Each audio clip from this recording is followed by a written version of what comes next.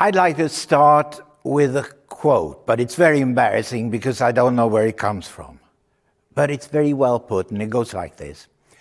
Copyright is designed not only to provide fairness for authors, but also to enhance the quality of life within a society by promoting the progress of science, art, and culture.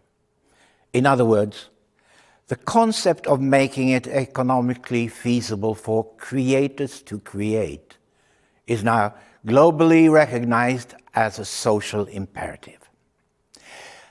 I have very few memories of writing lyrics to songs, but there is a particular one from long ago that I do remember. I was lying on my stomach on a bed in a small guest room with a writing pad in front of me.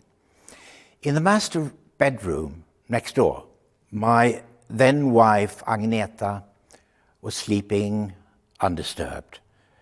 The music was playing in my head, so no need for speakers, not even headphones.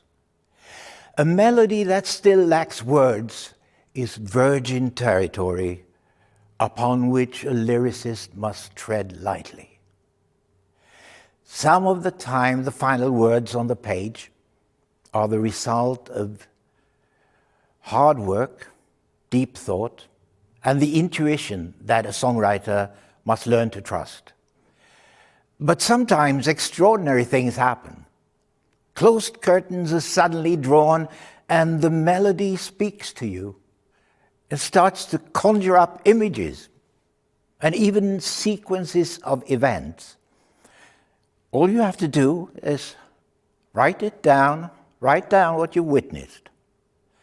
A song can come to its creator in bits and pieces, but when it once in a while appears out of thin air in its entirety, it seems to suggest it had already lingered there for God knows how long, perhaps impatiently waiting to be plucked down by someone with a keen and sensitive ear, as if it needed the right vessel to flow through from the realm of ideas all the way down to earth.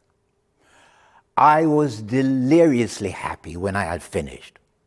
At that moment, I was grateful for music itself, for the sheer existence of this elusive, undefinable phenomenon that seems to ignore our brains and go straight to our hearts.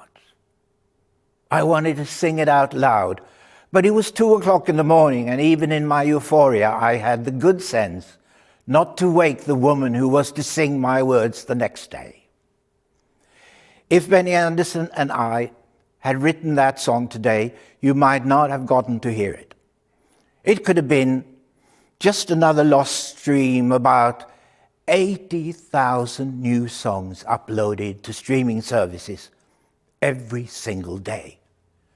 The competition today is fierce, much fiercer than it was back in 1977.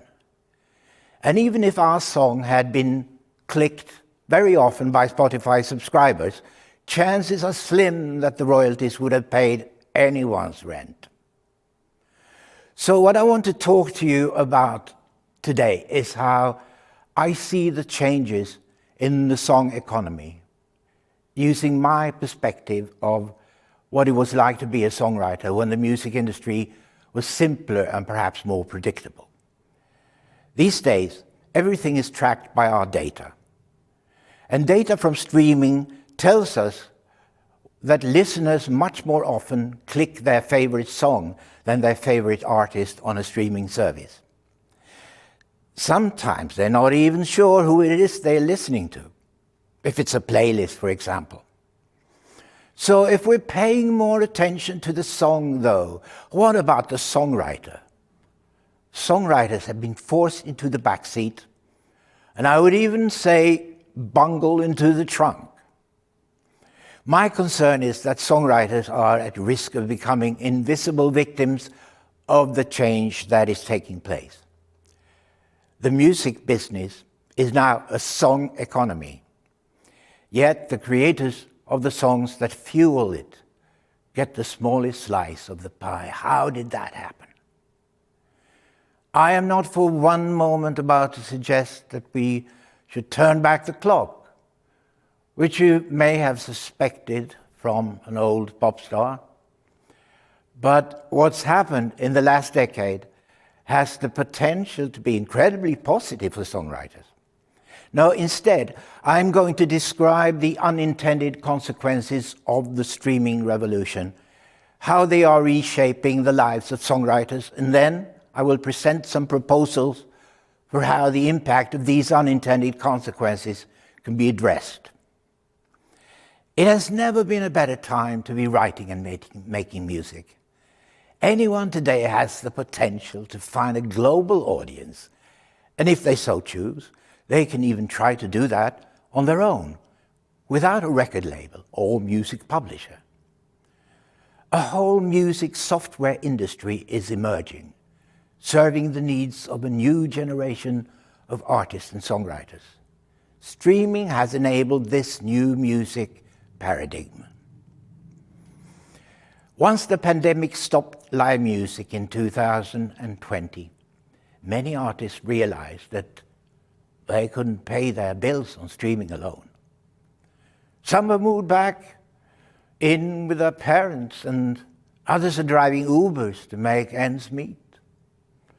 Previously, streaming had more or less been promotion for their tours, and live appearances by far providing most of their revenue. It's funny, but it was exactly the opposite for Abba in the 70s. We hardly toured at all, and when we did, we lost money. But, the touring was supposed to be promotion for the albums, so that it didn't matter. And I can't recall that we ever complained about the size of our royalties, which the artists during the pandemic have done bitterly, when streaming royalties suddenly were the only source of income. If this is the impact on artists, I thought, welcome to the world of songwriters. Most professional songwriters don't tour, they don't sell t-shirts or other merchandise, they rely on the song itself. But even that seems to be changing, because the song has evolved in response to streaming. And it's increasingly common for record labels to get large teams of songwriters to work together, creating almost genetically modified hits. Songs are written and structured in ways that are optimized for the algorithms that streaming services use to decide what music you and I listen to. Some research has been done to suggest that these days, a Billboard Top 10 hit has on average 5 songwriters. Not 1 or 2, but 5, and sometimes even 10. And on top of this, they're having to write more songs and more quickly, simply to keep up with the insatiable demand for new music that streaming creates. After Abba had won the Eurovision Song Contest in 1974 with Waterloo, royalties suddenly came pouring in. And Benny and I could afford to write songs full-time, 9 to 5. That made such a huge difference. We could afford to throw away 95% of what we wrote and just keep the very, very best. We learned how to recognize garbage. And that's essential if you want to get good at your craft. Royalties simply gave us time and creative freedom. Needless to say, you will have neither if you're in a hurry and someone is breathing down your neck all the time. The industrial approach to songwriting is making it harder for many songwriters to build sustainable careers. Those that are successful are very successful, but those in the layers below, who used to be able to make a living from songwriting, are really suffering. They are becoming parts of a system that they serve more than it serves them. And here are 3 key pain points. Firstly, streaming services typically pay out about 4 times more for the recording than they do the composition, which means the streaming income is even smaller for songwriters than it is for artists.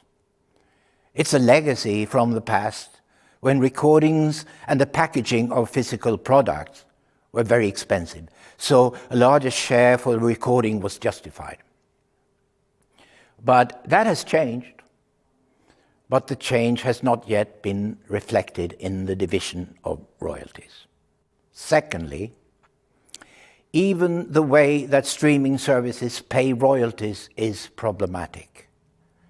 A listener's monthly $9.99 subscription goes into a central pot, which then gets divided by the total number of streams that month. That decides the value of one stream or listen.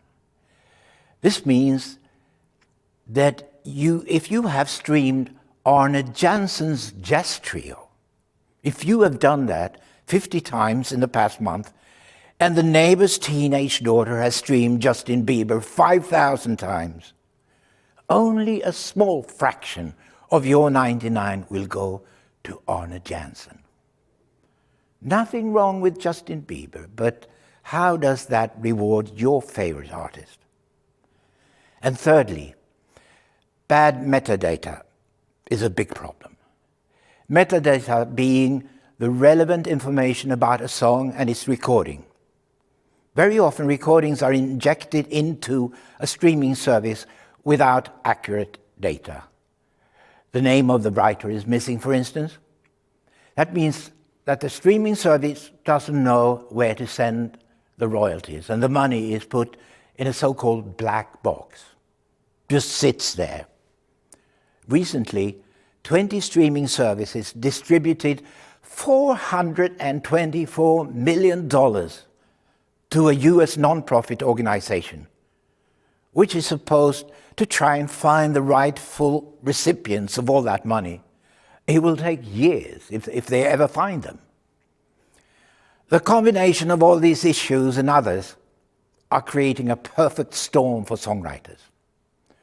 Over the last decade, I've watched this situation get progressively worse, and during the past 5 years, I've been engaged in projects that aim to do something about it. So how can I help? Well, first of all, I have you all here today listening to me. And that's, of course, what I want to do, to raise awareness. But I want to do more than just raise awareness of the issues. I also want to help the industry identify solutions. And here are a few suggestions out of many. 1, fan-centric royalties. In order to ensure that all songwriters get paid fairly, I suggest that streaming services allocate their royalty payments based on the behavior of individual listeners.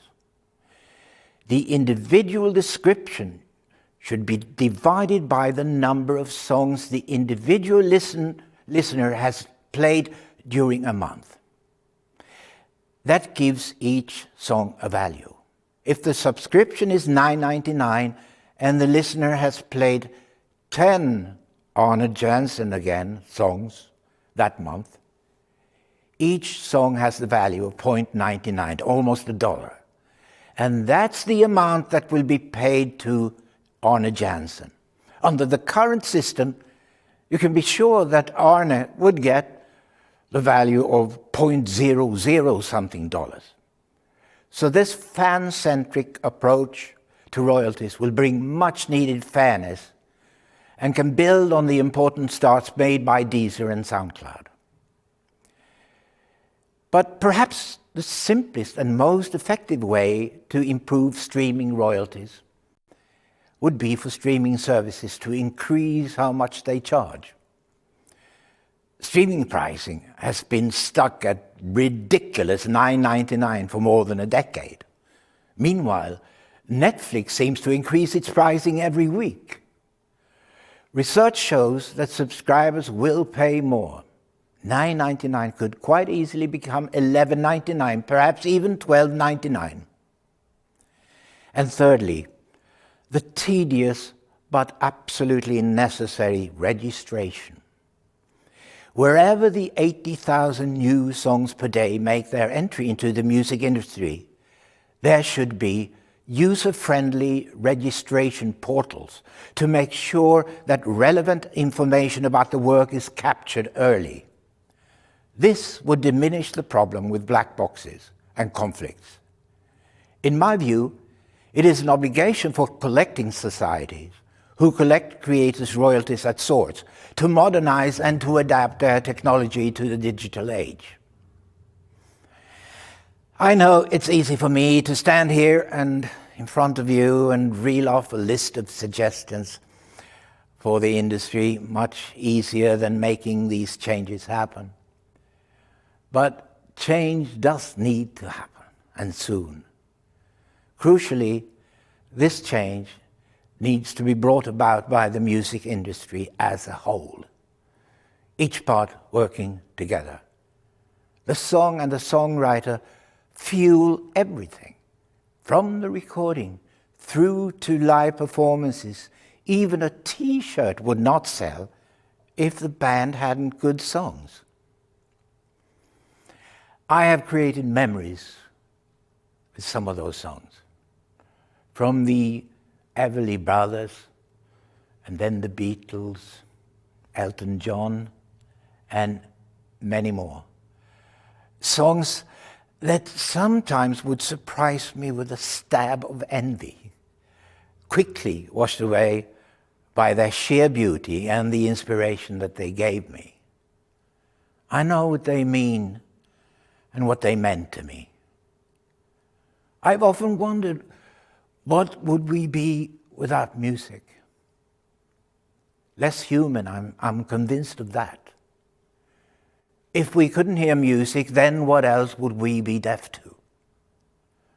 But we never seem to think about that, even though music is all around us, all of the time.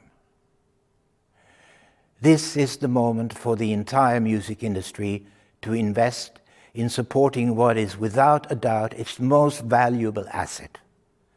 Far too many songwriters out there are suffering in this creaking system. Solutions like those that I have outlined could help rebalance the song economy so that more songwriters and their listeners will be able to lean back and say in all honesty exactly what I said in the song that I was talking about in the beginning. Thank you for the music.